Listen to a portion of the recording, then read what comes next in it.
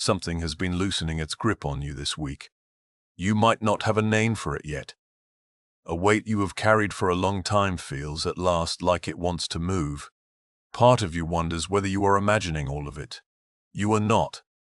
Far above your window, the sky is about to do something real. An event with a date and an hour. The pull you have been feeling is your half of it. This is the story of what is ending in your life, and why the ending arrives now. Begin with where you are standing in time, because the timing is the whole reason for the feeling. These nights fall in the last stretch of a long season overhead. For weeks now the heavens have been unusually busy. A little over a fortnight ago, a shadow slid across the face of the sun, and part of you sat up and began to pay closer attention, even without being able to say why. That was the first wave of this season. The second one is nearly upon you. On the night of the 27th of August, running into the small dark hours of the 28th, the full moon in Pisces, the last sign of the circle, leans nearly all the way into Earth's shadow. It does not vanish from the sky. It reddens. And a great many strangers, standing in backyards and on cold balconies and at kitchen windows with the tap still running, will lift their faces to the very same hour that you do. You already sense part of this before a single voice confirmed it for you. That is worth saying out loud, because you may have spent the past several days half doubting your own read on things. There is a coat in the back of your closet that no longer fits the person you have slowly become, and you keep meaning to give it away, and week after week you keep not doing it. There is a drawer you open and shut without ever clearing. A name you once said almost daily has, without your ever deciding on it, mostly gone unsaid. There is a message you left unanswered for a fortnight. A route home you no longer take because of who once lived there. None of that is random noise from a restless mind. Some deep and patient part of you has been getting ready to set a heavy thing down. You are reading your own life correctly, and you have been doing so for a while. So let this be the first thing you carry with you into the dark. A hushed sense that a long chapter is closing is not a trick played by a tired mind at the end of a hard month. It stands among the oldest and most trustworthy feelings a human being is capable of having. You are not being dramatic about your own life.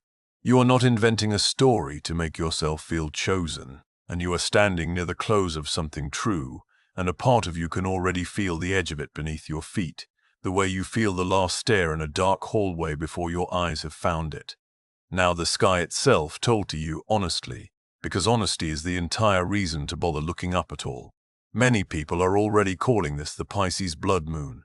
You have probably seen the phrase go by more than once. The honest truth of it is gentler than the name suggests, and in its own strange way it is rarer. What arrives that night is a deep partial eclipse. Roughly 96 parts out of every 100 of the moon will pass into the dark inner shadow of the Earth, and most of that broad face will glow a deep reddish orange, the color of old brick, the shade of a fire burned down to its last coals. But along one thin edge, a bright rim of ordinary white light never fully goes out.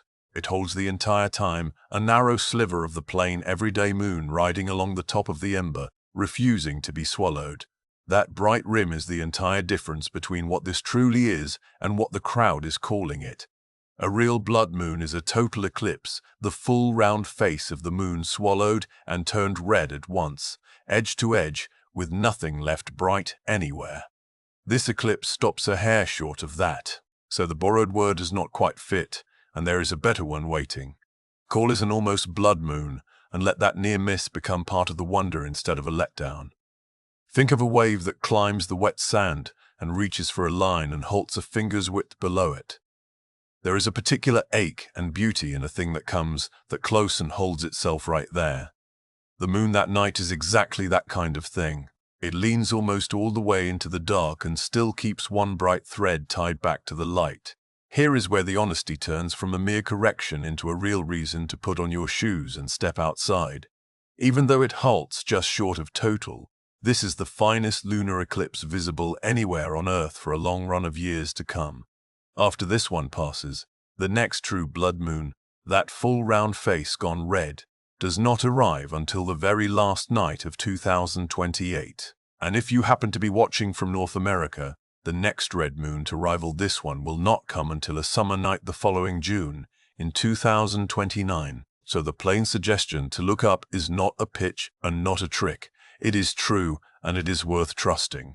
This will be the deepest and reddest moon you are given for the better part of the coming years. There is also a second kind of rareness folded inside the first one, and this is the kind that speaks straight to the ending you have been carrying.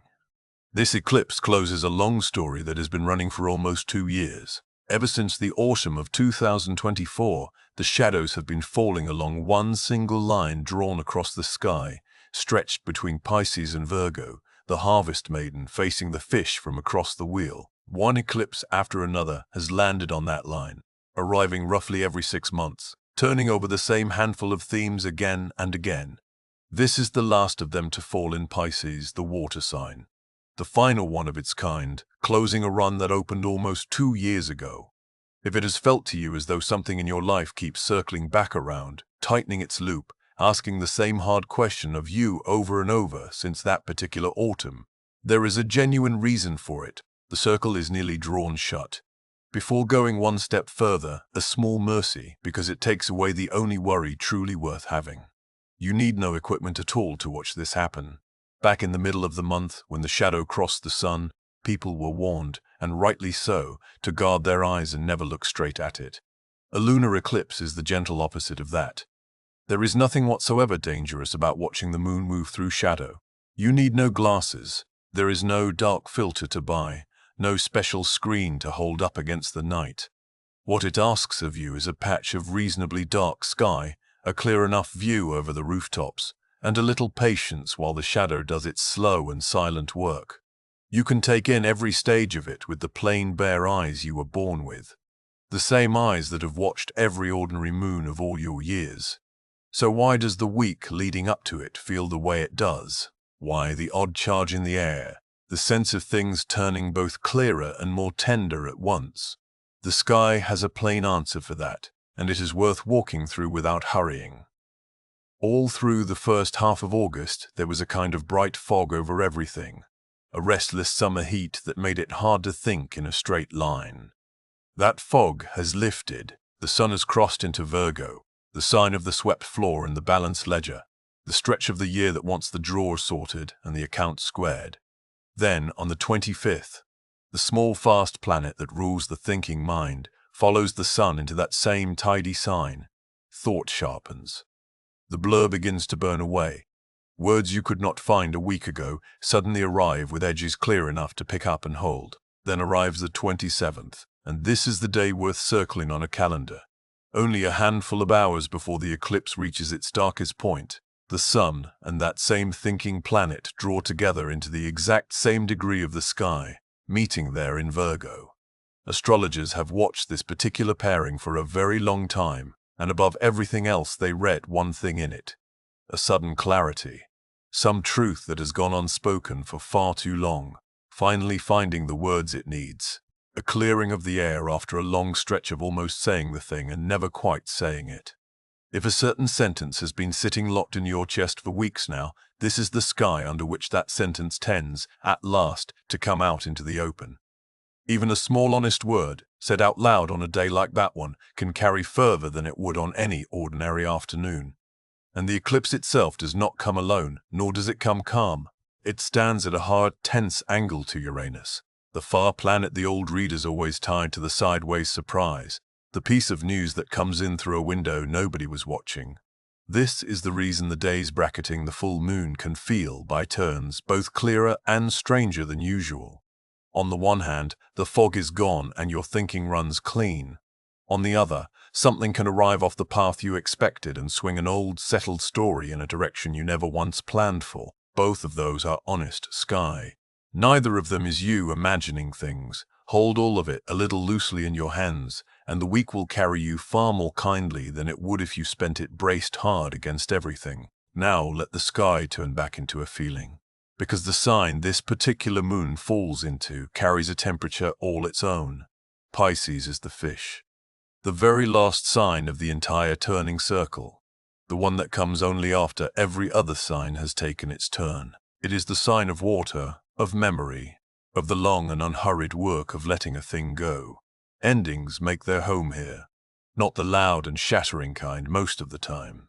Think of the way a bathtub drains once you have pulled the plug. The water leaving not in one clean rush, but in a slow turning spiral, narrowing and narrowing, until the very last of it slips away and the sound in the room it suddenly changes. A full moon eclipse in this water sign tends to do its work in just that fashion. In the old language it reads as completion, as a farewell, as the release of something you have gone on carrying long past the point where it was doing you any good. You know the shape of this already, even if no one ever handed you the word for it. It is the friendship that softly stopped being a friendship a couple of years back, and the two of you keep the polite shell of it going out of pure habit. It is the older version of yourself that you still catch yourself apologizing for, though you honestly stopped being that person a long while ago. And the grief you were so sure you had finished grieving still comes and sits at the foot of your bed on certain nights, unasked. An eclipse of this kind rarely pulls such things out of your hands in one clean stroke. It works in stages, in patient layers. It loosens its hold a little now, a little more a few weeks from now, until one perfectly ordinary morning you reach for the old familiar ache and find it markedly lighter than it used to be, and you could not tell a single soul the exact hour that it lifted. That built-in slowness is a mercy, not a delay. It means there is no need to force a single thing on the night itself. Whatever is leaving your life is already on its way out, in its own time, at its own chosen pace. The moon overhead is not a command barked down at you. It is closer to a tide table, a way of knowing that the water is going out tonight, so that you can stop straining to hold on to what the tide has already decided to take. You have lived a smaller version of this more times than you could ever count. The lamp you leave burning for someone who no longer comes home. A second cup you still reach for out of old habit before you remember. The habit of checking a phone for a name that has stopped appearing on it. The way you rehearse an argument in the shower years after the other person has stopped thinking of you at all. Letting go is almost never one single grand gesture made in the rain. It is 1,000 small surrenders, each one so ordinary that you barely mark it as it passes, until the shape of your whole life has shifted around you before you ever quite caught it happening. This eclipse is only the largest of those small surrenders, all of them gathered up together and finally given a night of their own. And a full night is a generous thing to be handed, for the sort of goodbye you have carried in silence, on foot, on 100 ordinary afternoons when no one thought to ask you how you were holding up. And here is the part that turns a lonely feeling into an ancient and shared one. What you will be doing at that window, gazing up at a reddening moon and feeling it carry some weight of meaning, human beings have been doing for at least 4,000 years without a break. This is no invention of the last few decades. It ranks among the oldest recorded acts humankind has left behind. In the ancient city of Sippar, out on a dry plain in what is now the country of Iraq, scribes once pressed their careful warnings into wet clay with the cup tip of a reed, and among the tablets they left behind them lies a list of 61 separate omens drawn from eclipses of the moon. Those tablets hold the oldest inventory of moon eclipse omens ever unearthed anywhere on Earth. They rested inside the British Museum for more than 100 years before any scholar worked through the entire set, and only within the last couple of years were they finally translated in full and understood. What those ancient watchers chose to record sounds stranger and more familiar than you would expect. They did not merely glance up and take a wild guess. The exact watch of the night in which the shadow first arrived went onto the clay. So did the way it crossed the bright face, which edge darkened first, and how the darkness drabbled over it. The length of the shadow, measured from first bite to last, was set down. So was the date, and the month it fell in. And it mattered enormously which watch of the night the shadow chose. A moon that darkened in the first hours after sunset was taken one way, as a coming sickness across the land. A moon that reddened in the last watch before the dawn was taken another way entirely, as the fall of a ruling house. The same shadow meant wholly different things depending on nothing more than the hour it came, and every one of those hours had been thought through and written down long before the night it would ever be needed. Every single part of the event carried its own separate weight and its own meaning, in their own fashion, with nothing but reeds and clay and an enormous unhurried care. They were doing something very close to what you do when you stand at your window and let a red moon mean something to you. Paying steady attention to a darkening moon, and trusting that the attention itself matters, is among the most deeply human things any person has ever done. They took the matter so gravely that the kings built a strange ritual up around it. When the omen of a darkening moon looked truly grave, when the reddening sky seemed to threaten harm to the one who sat on the throne, the royal advisors would not just wait and hope it passed. Instead, they would see to stand in the king's own place, a substitute lifted onto the throne to catch and soak up whatever the sky intended to send down, while the true king stepped softly out of the path of it. For a stretch of days, a borrowed figure sat there wearing the danger so that the real ruler would not have to wear it himself. That is how heavily the red moon pressed upon the people who watched it rise. It could lift a king clean off of his own throne and set another body in his seat. And those very same watchers, 4,000 years back, working with none of the instruments you now take for granted, had already grasped the one fact that modern astronomy would only much later confirm and explain. They pinned these events to the middle of the lunar month, to the single night when the moon comes fully round and stands directly across the entire width of the sky from the sun. That placement is exactly right. A lunar eclipse can happen on no other night but the full moon. In the one moment the Earth slides into the narrow gap between the sun and the moon and lays its own long shadow across that far bright face. The old scribes never saw the picture drawn out plainly, but they had the timing pinned down cold, and the timing was completely true. So take up what those ancient people carried and set down the part they should not have. The reverence, keep for yourself. The dread, leave behind you where you found it. What made those old kings so deeply afraid was a belief that the sky was taking careful, deliberate aim at them, at their reign, at their one particular life. You have no need to carry that belief for even a moment. The moon is aiming nothing at all in your direction, but the instinct that sat underneath their fear, the deep sense that a red moon marks a genuine threshold, that beneath it a thing can be ended and a burden can be released. That instinct is 4,000 years old, and it is still standing upright today. The reverence is your true inheritance. The fear you are free to leave exactly where the old kings left it, on a borrowed throne, in a city that has been dust for thousands of years now. A word of real care belongs right here, because a weak charge like this one can tempt a person straight into something they will spend a long time regretting. When the sky feels this loaded, and the feelings are running this high and fast, the urge to make one enormous, unturnable decision can grow very strong indeed. Please do not. This is precisely the week that the old readers of the sky have always counseled against the sudden and irreversible move, and their reasoning holds up well. A single cresting wave of feeling, however utterly true it feels in the moment it is breaking over you, is not a steady enough foundation to rebuild an entire life upon in one restless night. Let the ending do its own slow work at its own pace. Let the held sentence finally be spoken. Let the old weight be set down and released, but hold off on any door that cannot be opened again until the tide has run all the way out and the water has gone still once more. Whatever is truly meant to leave your life will still be gone by morning. You give up nothing at all by granting it a few days first. One thing here outweighs every moon and any omen ever named. If the heaviness you have been carrying is not the light and passing kind, if it settles down into your body and refuses to lift, if the days themselves feel flat and gray in a way that no amount of reflection seems to touch, then that heaviness is real and it deserves real and living care. Reaching out toward a person you trust or toward someone trained and ready to help is not a small failure of your strength. It is one of the truest forms strength can take. There is no sky anywhere, red or bright or dark, that ever asks you to carry a genuine weight entirely alone. Looking up at the moon and reaching out toward another human being are not opposites of each other. On a hard enough night, they can turn out to be the very same act.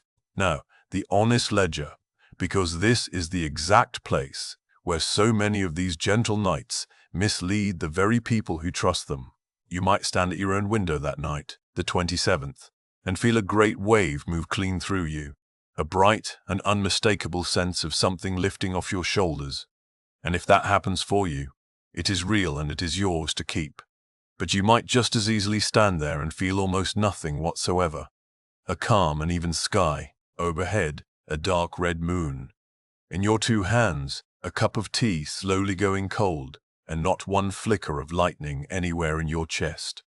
And you might wander back indoors feeling a little cheated, half wondering whether you somehow missed it, whether you did it all wrong, whether everyone else out there felt the great thing, and you alone were left standing outside of it. A calm night in which nothing dramatic happens to you holds exactly as much truth and as much validity as a night crowded with signs and shivers.